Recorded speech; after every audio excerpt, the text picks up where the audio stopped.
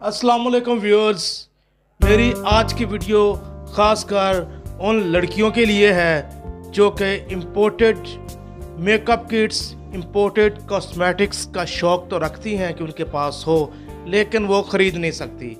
तो आज मैं आपको एक ऐसी जगह पे लेके आया हूँ जहाँ पे आपको हर कॉस्मेटिक की चीज़, हर मेकअप किट्स, हर तरह की मेकअप क्लचेस, मेकअप पाउचेस, जिसमें कि मेकअप एसेसरीज़ होती हैं, आपको मिलेंगी सिर्फ 4 रुपये ग्राम के हिसाब से।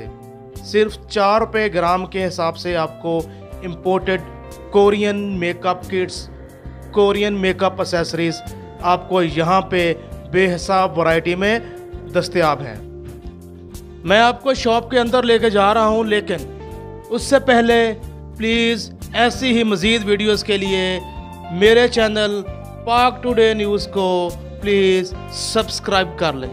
बहुत शुक्रिया व्यूअर्स। इस वक्त हम चोर बाज़ार कंटेनर मार्केट दरोगावाला में एक बड़े गोदाम के अंदर मौजूद हैं और ये आप देख सकते हैं कि हम इस वक्त कॉस्मेटिक स्किन के सेक्शन पर हैं और हर चीज़ आपको 4 रुपये ग्राम के हिसाब से नज़र आ रही है।